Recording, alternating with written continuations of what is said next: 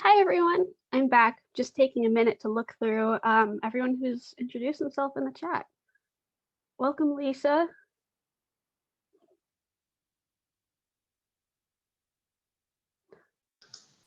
Thank you. Welcome, Shauna and Jean. Hi again, Christian. Hi, Ray and Ellen. Hi, Raybonto. And hi, Elizabeth. So welcome, everyone, to today's writing workshop in the Nature Journal Club. I'm Rebecca Rolnick, and I'd like to invite you all to turn on your camera if you're comfortable. I think it's more fun when we can be interactive and get to talk to each other and see each other. So I'm really excited for today's workshop. It's all about mini nature poems.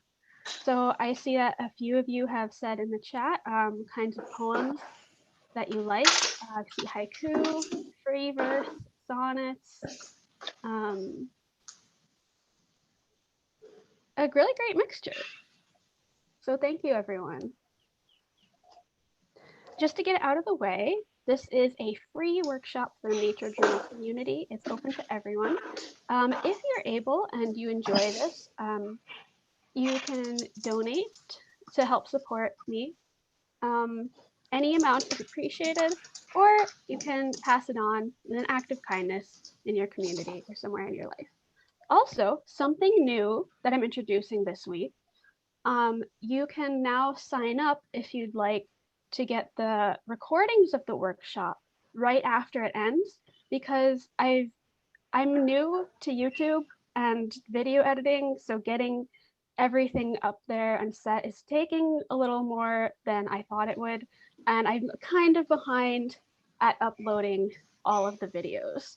So if you would like to get the recordings right away, or if you know anybody who would like that, and maybe if you can't make it to the workshops, you can sign up here, and then from now on, right after the workshop, I'll send a recording so you can watch the unedited version on the cloud from my Zoom account. And that's another really great way that you can help support me without spending any money. So last time we talked about the grammar of animacy and how our language influences the way that we think about the world and the way we relate to it.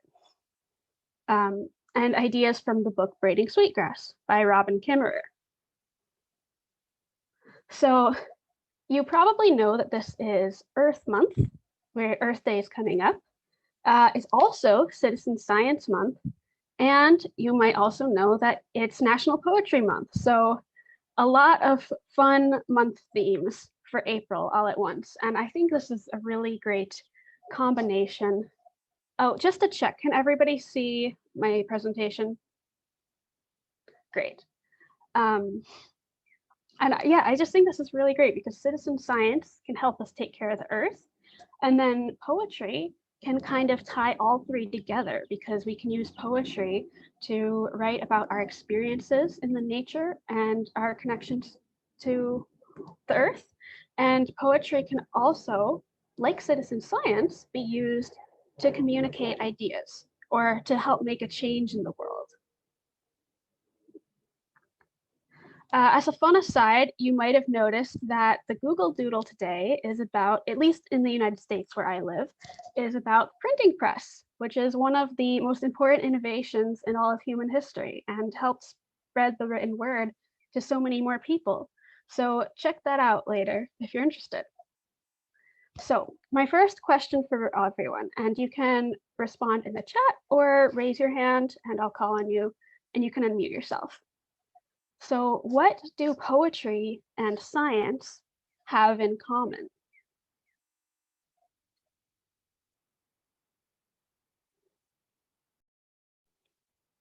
Elizabeth says observation in the chat.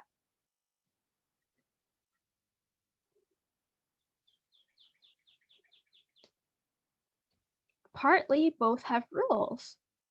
Yeah, that's an interesting point, Lisa.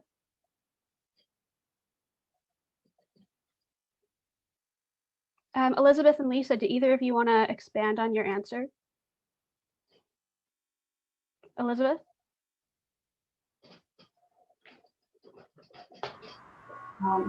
Yes, observation.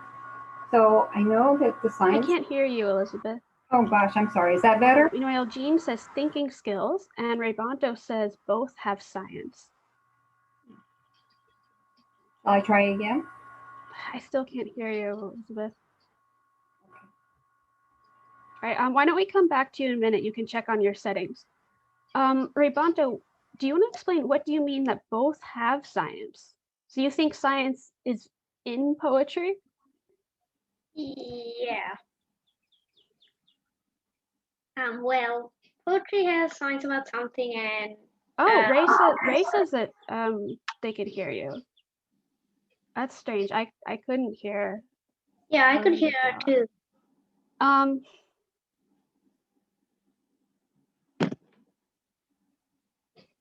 well, it looks like you're getting your headphones set up.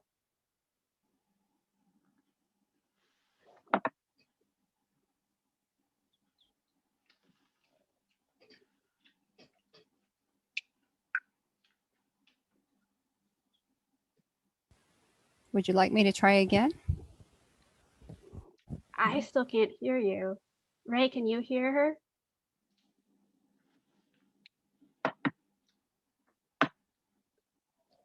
I'm sorry, I don't know why that's happening. Yeah, it seems everyone can hear her. I can too. Okay, other people can hear you. So I Great. guess why don't you just say your comment and they'll hear it, and maybe the recording will pick it up so I can hear it later. Okay, sorry about that. I can also put things in chat, which might be better. I was going to say that poetry requires a lot of observation on my part, observation and reflection.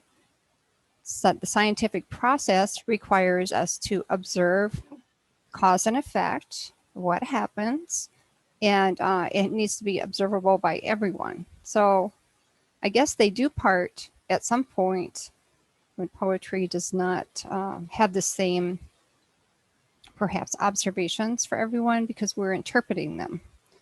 So no, that was it. So thank you.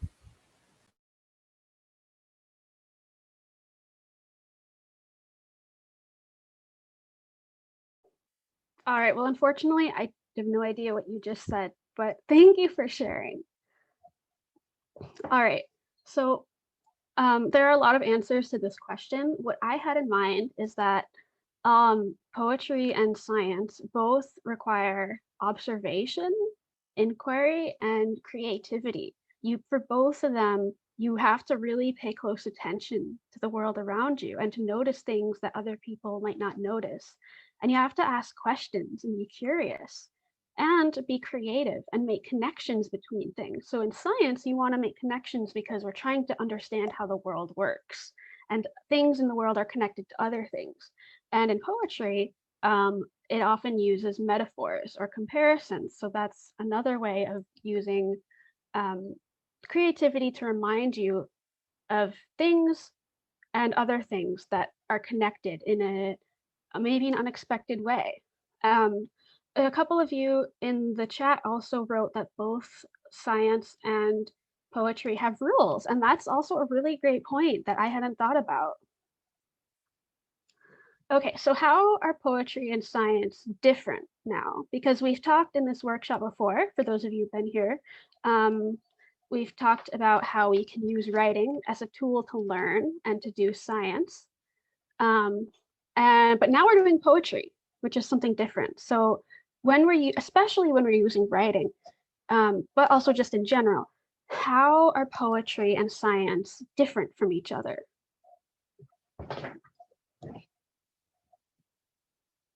Science is measurable, poetry not in this way. Yeah, that's a good point.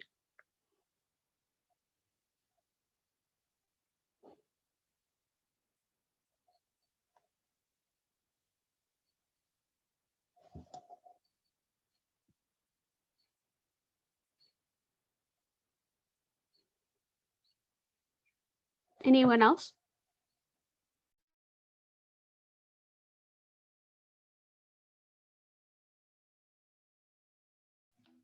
Emotional versus detached connections. Yeah, that's a really big one. In science, you're supposed to be objective and not put yourself into it. But in poetry, you get to pay attention to your emotions and what's going on inside of you.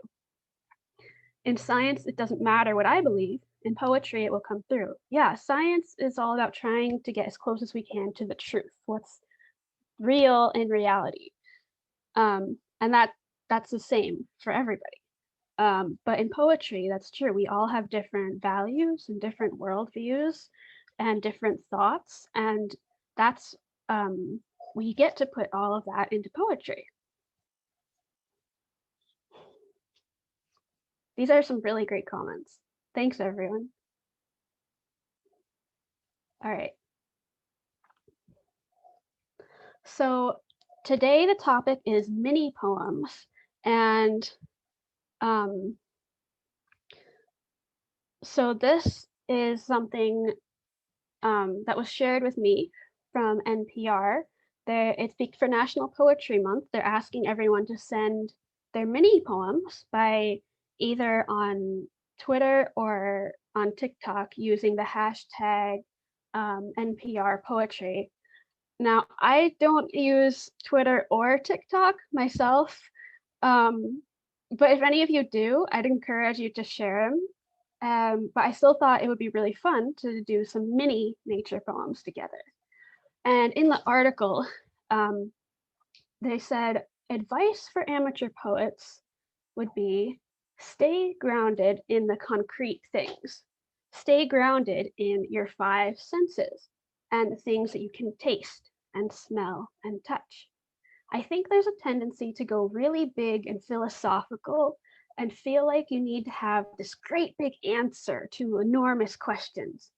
But actually, I think our job as poets is just to create a little bit of language that encapsulates just the small thing about our lives that might fly into the heart of somebody else through words. And I thought that was a really great point, and I think that really shows how it's similar to science, because when we do observation in our writing, we're always trying to use our five senses to gather information. And so it's the same thing here. We're paying attention to what's around us and what we're experiencing and the information we're getting through our senses, and trying to communicate just a little something of what we've observed. And I think that mini poems are a great thing to do, because if anyone here is a beginner and maybe you haven't written poetry before, it's just really small. And I think this makes it approachable for us. There's not a lot of risk. It's just really small. But if you are a more experienced poet, I think this is also a useful exercise for you, because instead of writing as much as you want, it really forces you to focus in and to clarify the thought that you're trying to express and the image that you're trying to express. All right, so now I'm going to read you some examples of mini poems that I found this morning on the NPR Twitter feed. So a couple things that you might want to think about is the voice and rhythm of the poem, because poetry is different from other writing because it's supposed to be spoken aloud. It, like music, it has a rhythm and a cadence to it. And that's something that you can utilize in your poems. And it might be different if I read it or if somebody else reads it. It might, the way that you perform it or read it in your voice with your certain inflections and emphasis on different words, it might change the meaning or the motion a little bit. It's something kind of living compared to maybe something that you just read in your head. Okay. So also, I'd like you to enjoy the poems, listen, and just kind of let it wash over you and absorb it.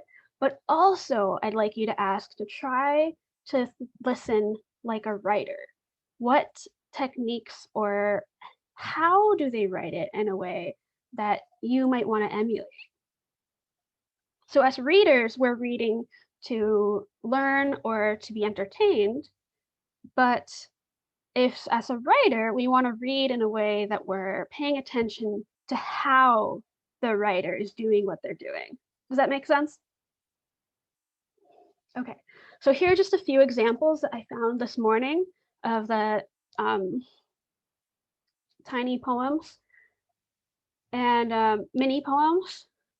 And I was pleased to find that a lot of them actually had to do with nature. They don't specifically have to, but a lot of them are. Now, this was the first one that I found from the article. It's not about nature, but I thought this one was just really powerful, so I wanted to share it. Fear has created its own love language. Text me when you get home. Call me when you're off the bus. You can crash here if you need to. Please get home safe.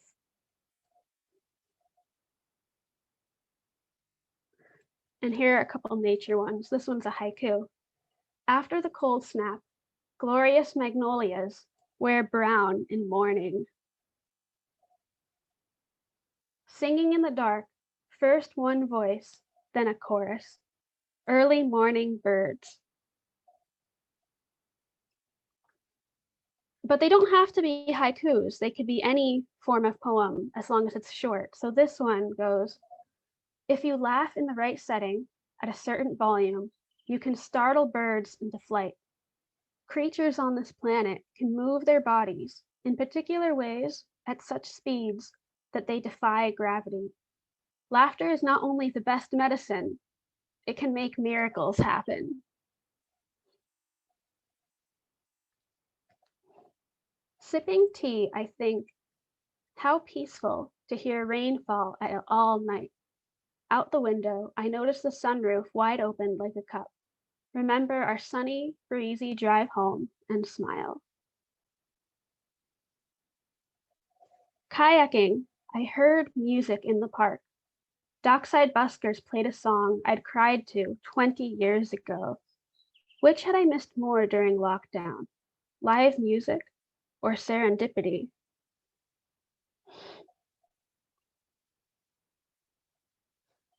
I've heard that local honey can help with allergies. Can local pollen floating on top of your coffee? Asking for me because I drank some. So that one's kind of short, not necessarily a form you would expect to see a poem, but kind of amusing. And, human nature connection is happening there. Haiku. The warmth of the sun on one cheek, the rest of me is still in winter.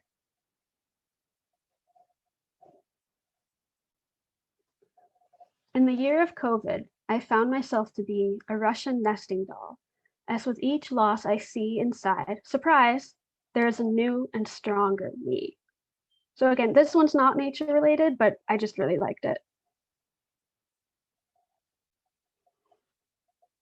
Over the fence, ashy breath into the air around it, gnarled, twisting up, reaching to the sky, cut short, cut blunt, cut down, dead. But still worthy, green lichen stretching across each panel of bark, stumpy arms, naked, bald, still good enough to perch, to climb.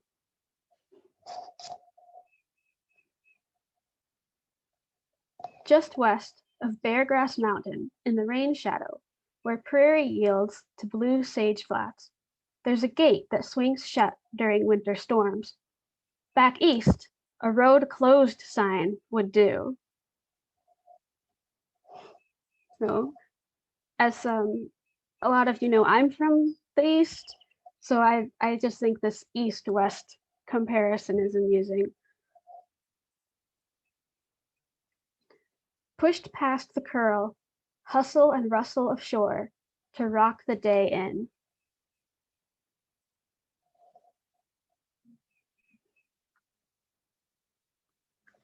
Sipping tea, I think, how peaceful to hear rain fall. Oh wait, I read that one already, sorry. Earth's crust. The skin of the earth, Our planet's thinnest layer sustains all its life. Very relevant for Earth Day, that one. A small seed, fragile, powerful, plunged into soil, damp, cold, isolated. Insurmountable darkness, yes? Nay, a void, a catalyst, a portal. Watch as she roots, emerges, blooms. And I really like this one, how they use the indents to separate out these words. Occasionally, when it snows, the senses reawaken. The glow of the snow warms. The flakes taste sweet. I hear the slow motion dreamscape. I can see where this all began. Sometimes there's a smell and a falling snow that carries us back to a time long since past. The walnuts from October sit on the windowsill. A blue jay sneaks them one by one, and cedar waxwings strip the crabapple bare. The heart is not a feathered thing. Look to the warm lump there, waiting to be cracked open. And finally, this one, which seems to be a found poem from Henry David Thoreau, author of Walden, which of course is an environmental classic. Thoroughly awake. Morning, the awakening hour awakes. Awakened intelligences awake. Poetry. Awake, dawn in me, awake. Awake enough to be awake, to be alive. Quite awake, to reawaken, keep awake. So they blocked out all of the words except the ones that they used. Not sure I realized before how often he uses the word awake. So I thought that was pretty clever. So any thoughts or comments about any of the poems? Were there any in particular that stuck out to you? What did you like about them? And if you'd like, we can go back and look at any of them again.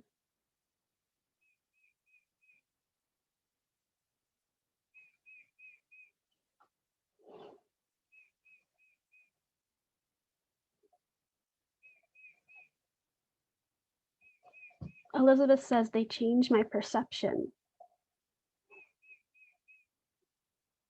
How so, Elizabeth?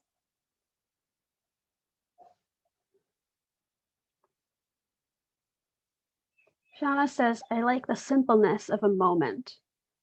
And Elizabeth says, again, I think some will follow me home. That's when you know a poem is good, I think, when if it resonates with you, and if you remember it and you keep thinking about it later.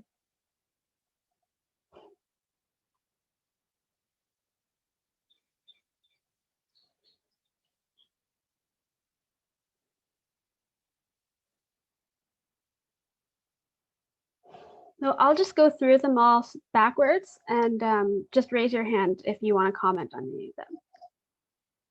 Oh, the one on Earth Crust. Felt it was so profound, never thought of that before. Yeah, and what I love about that one is that's a scientific fact about the Earth and about how it works. But yet through this poem, it had a real impact on you.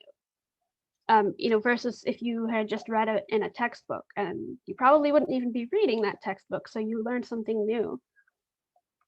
Ray says, I adored the word choice in the Bear Grass Mountain poem. Also just great imagery. Yeah, I liked that one too.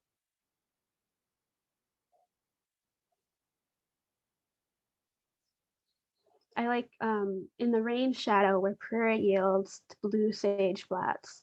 The imagery there is really nice, and it also really concisely gives a lot of information about the ecosystem there. There's a mountain, the rain shadow of the mountain, there's prairie, there's blue sage, all this ecology going on in a really beautiful way.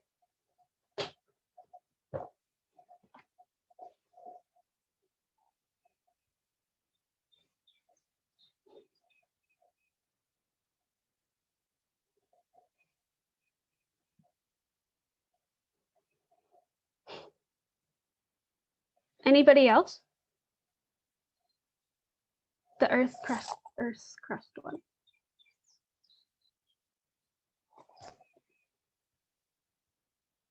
The skin of the Earth, our planet's thinnest layer, sustains all its life.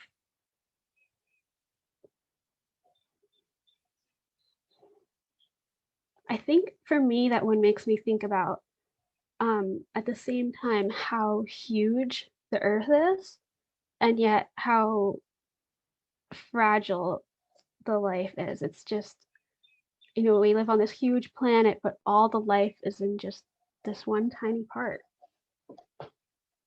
And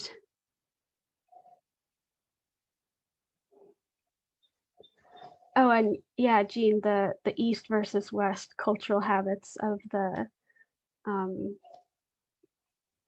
last one.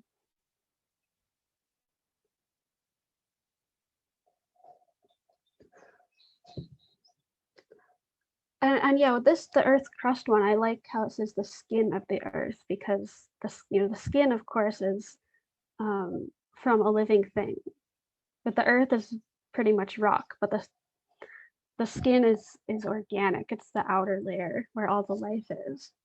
And this one is also a haiku, if you hadn't noticed that.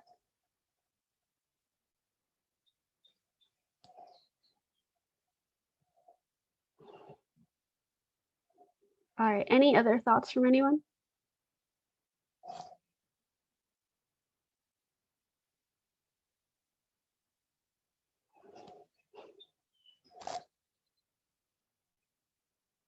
Normally it is good to look at one poem at a time and read it multiple times and think about it, but there were so many good ones that I wanted to show you, and I just wanted to show how many different examples of what you can do. It doesn't have to be a haiku.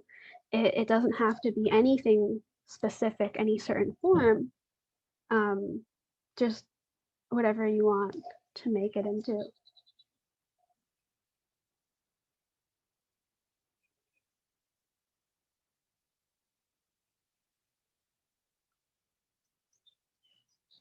I really like this one.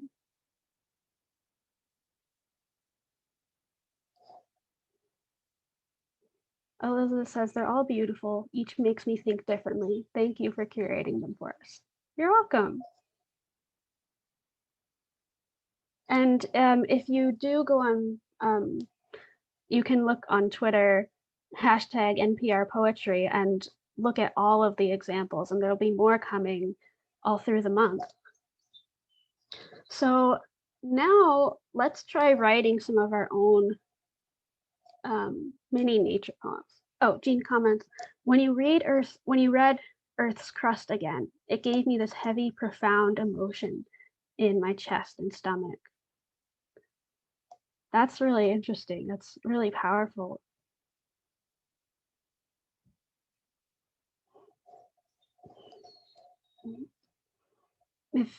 If something makes us feel an emotion, we can feel it in our body.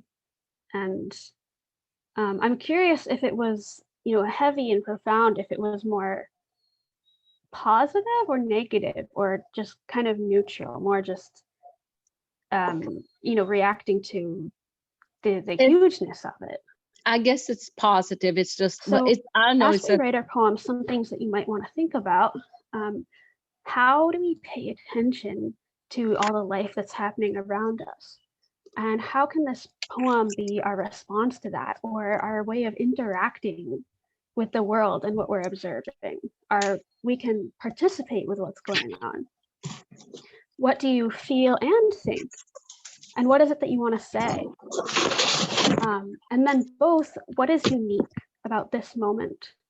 And what is it about this moment that touches a nerve that's universal? Because I think a really good poem has some of both. There's something you're observing it's only happening this one time. It'll never happen in exactly the same way again, whether you're observing in a scientific way or in a poetic way.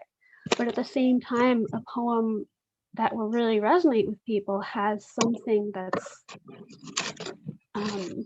kind of deeper than that specific moment. That's universal. So you don't have to try to do all these things in your poem, but just some things to think about.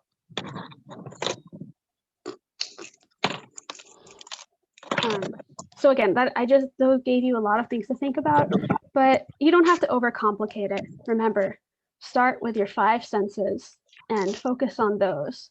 And we can always go back to, I notice, I wonder, it reminds me of. And that's something that we talk about a lot in the nature journal community in general and in this workshop. But just in case that's new to you, I notice is making observations. I wonder is asking questions. And it reminds me of is making connections between anything. So if you start with, for example, a leaf or a pine cone or a rock, something really small, you could take a minute to do I notice and think of as many observations as you can. And then I wonder, write down as many questions as you can using who, what, when, where, why, and how. And then it reminds me of you come up with as many connections as you can. So you could always start your nature poem by just doing that exercise and see if you can make a poem out of what comes up. Christian? Can you please go back 1 page in your presentation?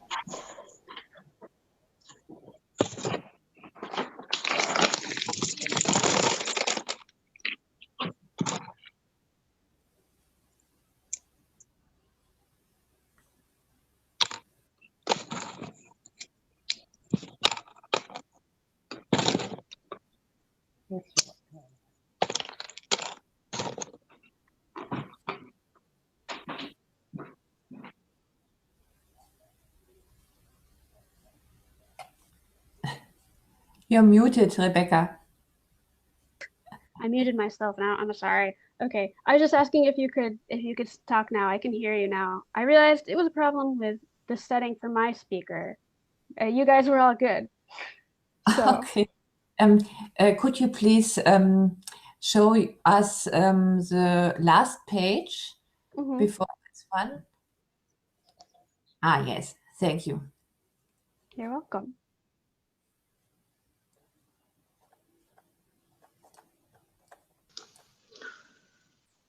Can I ask something about the last point on this page?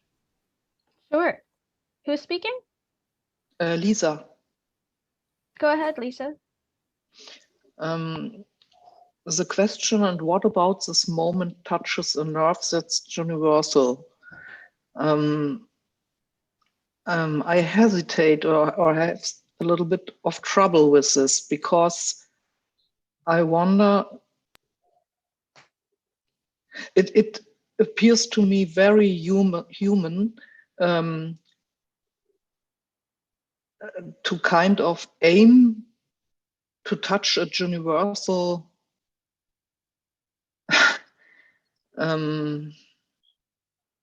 nerve, because it seems to me like a very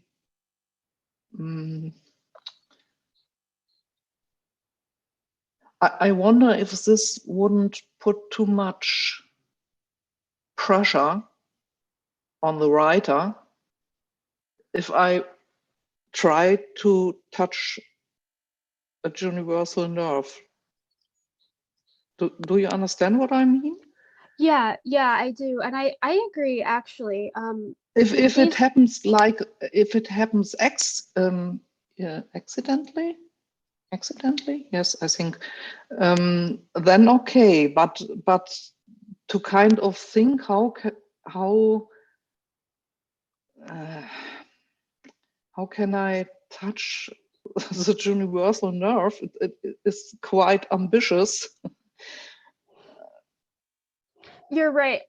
These are just some questions that I was thinking about myself this morning when I was getting everything together, actually. But I think you are right because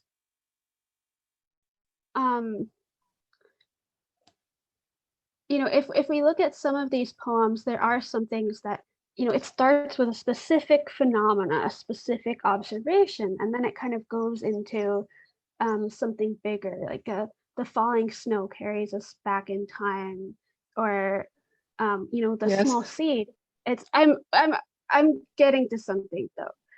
I understand. I understand what you mean, but I would No, think can isn't you let that me? a yeah? No, I was just gonna say, but I do think you're right. This is what we said right at the very beginning. People feel like they have to get really big and feel philosophical, but it's better to stay grounded in the five senses and our experience. So I think you are right. Like if we talk about our own experience and our own observations, that may resonate with somebody else, that may Yes. connect with somebody else, but it may touch on some big themes, but it doesn't have to be. But you're right, if we do intentionally try to make the point of our poem something that could relate to everybody, Yes. it might Yes. just end up relating to nobody. But if we write Yes. in an authentic way about our observation and our experiences, it'll connect with somebody. Yes. And we're Exactly. not trying to make it more grand than it is. It's just, how do we communicate a little piece of the world to somebody? Yeah. I think this touching of let's call it the nerves of others. It happens as a kind of byproduct because we are all connected in one or another way. So that there will be connecting points naturally at some point. But if we try to make it, then I think we put too much pressure and yeah. Yeah, I think I'm glad that you brought this up, because we don't want to put pressure on ourselves, because then it's not going to be really real anymore. And I think maybe what I was kind of thinking about here, or maybe it's just what I'm thinking about now, but I think this could almost be another kind of observation. As we write, we just write what comes naturally.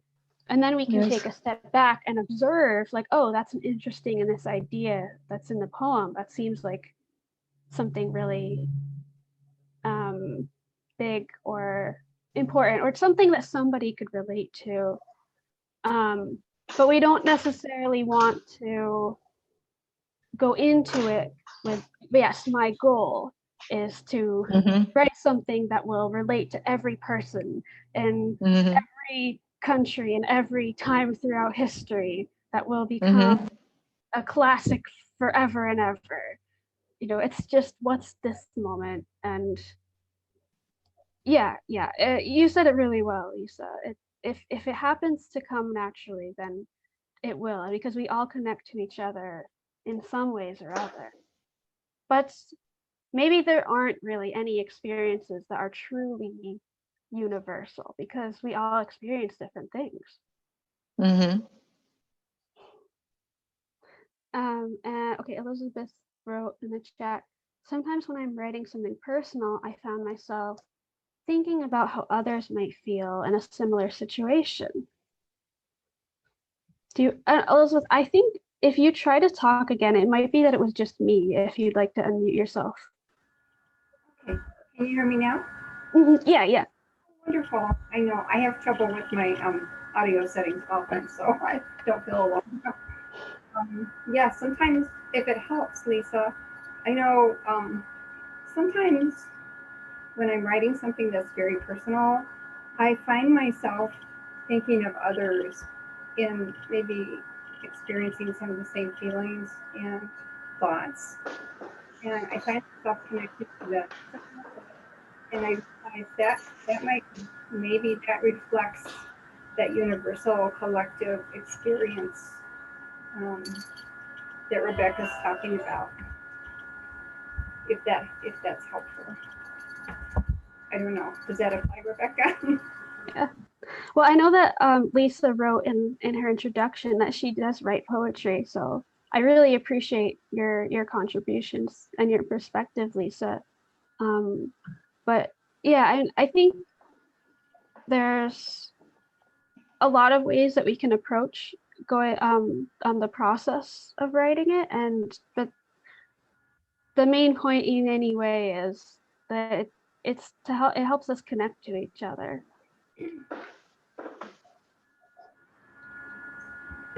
But we want to be Yes, true. I agree. But we do want to be true to who we are and to what our experience is.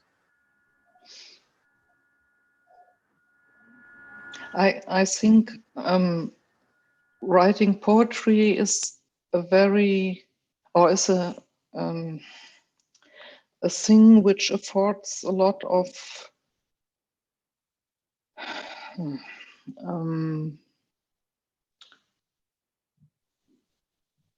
humility.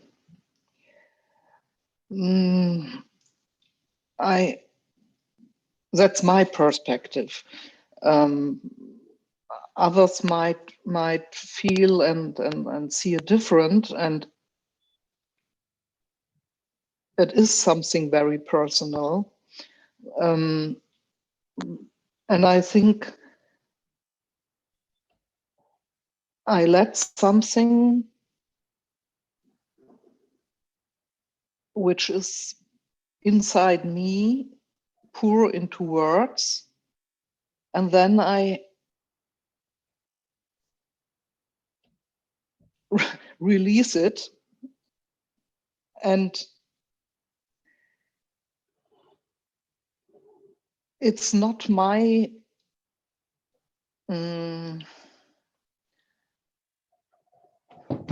my part what others make out of it. It can be that someone reads something out of it or interprets.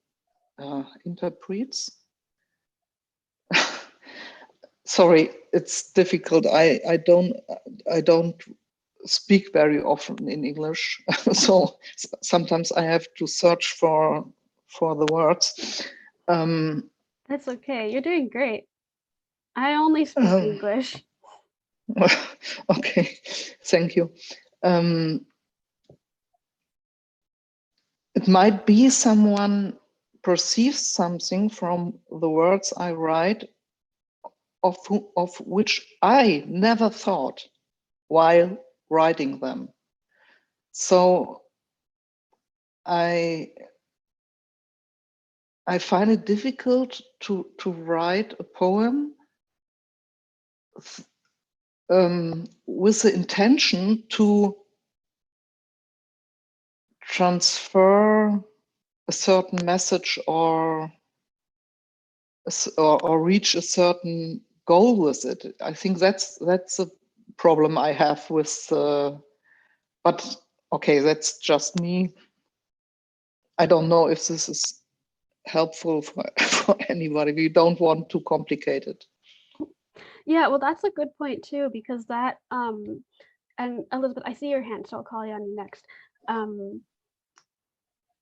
Yeah, everybody, when they read a poem or a story or any kind of text, they bring their own perspective onto it, and you know, everybody does interpret it in their own way. So it like you said, it is hard to communicate an exact thing, um, and and yeah, it is hard to decide ahead of time what we want it to be, because everyone will interpret in a different way.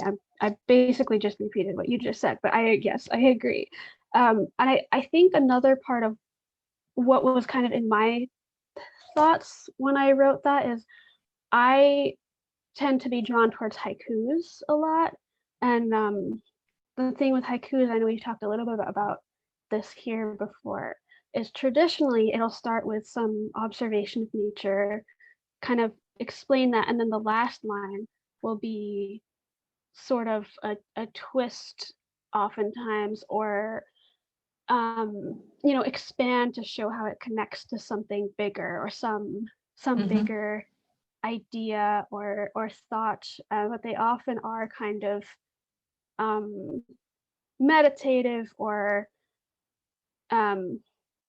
almost like a little puzzle. But that form is really intriguing to me, like starting with something, a specific phenomenon in nature, and then using that as a way to look into something that's really big isn't exactly the right word, but something more philosophical, I guess. But then that is counter to the point, the advice that Yes. there was at the beginning, I guess. So, but I think that's kind of like what was going on in my head. That makes sense. Yes. Elizabeth, and then Christian. I don't want to take up a lot of time. I was just going to say that I can never think of these things before I write, because I would never write something. It just sort of happens. I can't even reflect on universal, but like you, Rebecca, I sort of I start with the specific, and I have noticed sort of there's a journey to the universal. Often, not always, sometimes. And yes, I agree with Lisa that people will read it and put their own meaning on it. Yeah, I know this personally for myself. Like you said, I don't necessarily go into it thinking, oh, I'm going to write this amazing poem that everyone could relate to. But there are times when I'm just writing what I observe, and I'm just writing my thoughts and feelings, and then all of a sudden I'll stumble upon a certain phrase or some kind of wordplay that makes kind of twist things, and I'm like, oh, that's what this is about. Like that, there's something more important here than what I thought it was. So it can often be surprising. It's not necessarily something you can always do on purpose. Christian. Yes, perhaps it's only a matter of specific versus a general view. In a haiku, for example, as you said, we can see this in a very good way. I think you have a specific situation, like a camera zoom on a little situation, and in the last line sometimes we have a broader perspective, the open up view, kind of more landscape view or inner landscape view. And perhaps this is more we can feel more comfortable with this view than this universal thing. So we observe and experience a very specific event, a specific thing in nature, and then we come to a conclusion, like it reminds me of something bigger or not more important, but a broader view of the situation. So I hope I hadn't complicated. Oh, thank you. And that makes me think of something. You're just like in nature journaling. We can do, again, if we're observing a scientific way, we can do the activity zoom in, zoom out. We can look at something up close and sketch that and observe it. We can look at it from far away and sketch that and observe it and ask questions. And so maybe that's really more like what we're talking about here. We can zoom in on something specific, and then we can zoom out, even zoom out to a global scale, or I don't know, a solar system scale, universe scale, if we want to. But that doesn't necessarily mean that it's universal. Like in science, we can do zoom in, zoom out, and we can observe from multiple perspectives and scales, but that doesn't mean that we're finding some kind of, universal law. We're not, finding a new law of physics. It's just observing from different scales and bringing that together. And maybe that's a better comparison for what we can also do with poetry. Just different scales. All right, so, and then I had a couple example poems from How to Teach Nature Journaling that use I notice, I wonder, it reminds me of, as a way to turn that into poems. Hang on. Let me just get to that page.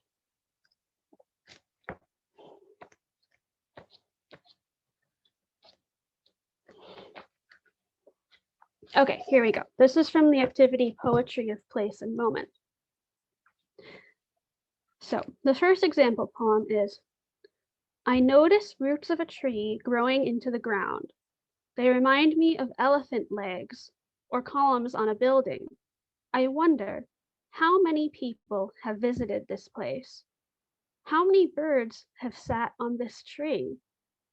I notice, sitting here leaning against the trunk with friends around me, I feel calm, like I have strong roots too. So it takes the I notice, I wonder, it reminds me of activity, and basically directly turns that into a poem that incorporates their observations, their questions, and also their internal emotions and feelings. And then the second example is, I notice big flowers all around. They remind me of trumpets or the beaks of 100 birds. I wonder what it would sound like if they could sing. I notice they make me feel happy. I wonder, how do the reflections sing in the water like a shining star? So if you ever feel stuck, and you like to write a nature poem, just start with I notice, I wonder, it reminds me of, and see what you can pull together from there. Now, I was going to have us take 10 to 15 minutes to write poems, and then we could share, but it's already almost been an hour. This has gone by super fast today for me. I don't know about you. But I've had a lot of fun just discussing these ideas and reading these poems. So why don't we just finish up with the last few minutes of discussion here, and then it's Poetry Month all month. Of course, poetry is not limited to April. Poetry exists all year round. But why don't we do this topic again next week? And if you'd all like to take a few minutes during the week to write a short poem, then you could bring it next time and we can share all of our poems and discuss what we came up with. So again, your poems do not have to conform to a certain style or a meter. You could do a haiku or something if you want to, but it can be completely free verse. It doesn't have to be perfect or pretty or anything like you think a poem is supposed to be. It's just whatever you create that feels right in that moment. And again, it doesn't have to be fully formed right away. You don't usually just sit down and start to finish compose a poem and then it's done. One way that you might like to start, you could use I notice, I wonder, it reminds me of, like we just talked about. But you could also start with a topic or a phenomena and just start free writing in prose your thoughts, and then pull out whatever phrases or images or ideas are most impactful and then kind of puzzle those together. And they are an opportunity to bring meaning into our lives. So remember, like we talked about, don't put too much pressure on yourself. It's just supposed to be fun. It's a way for us to interact with the world and each other to an extent. And to take a small moment that might go unnoticed or that might slip away and be forgotten, and make that moment into something really special that you'll remember. Also, bonus points if your poem has key kin in it. Just want to throw out there for fun if you'd like to try incorporating that which we talked about last week into your poem. So again, we're out of time to write. We had a really great discussion today. I hope that you've all enjoyed it and got something out of this. And so over the next week, if you'd like to even just take 5 or 10 minutes, come up with a really short poem and we'll share. So yes, the session from last week was recorded, but it's not on YouTube yet. I'm sorry. I said earlier, I'm having trouble keeping up and I'm behind on the recordings. So if you would all like, and any donations, if you'd like to support me, are appreciated. Thank you so much to everybody who has donated. And if you'd like to sign up, I will from now on be sending the link to the recording right after the meeting. And yeah, I'll put the link to the YouTube channel in the chat too.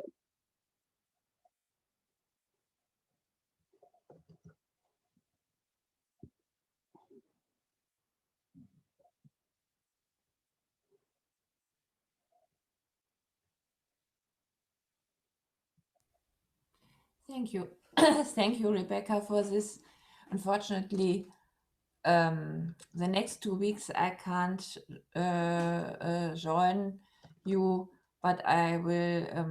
I'm looking forward for the recordings and will do this afterwards, and so I hope I can keep up with you in 3 weeks' time. That would be great. Thanks for coming again. It's really great to have you all here.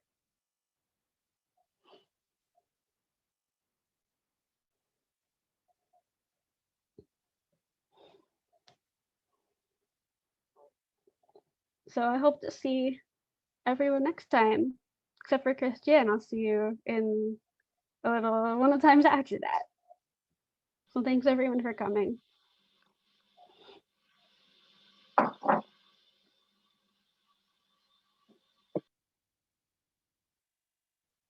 Thanks for coming, Ray Bonto. Thank you. Did you enjoy the class today? Yeah. I'm glad that you did.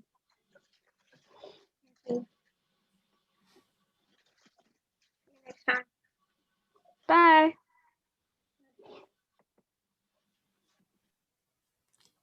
Bye.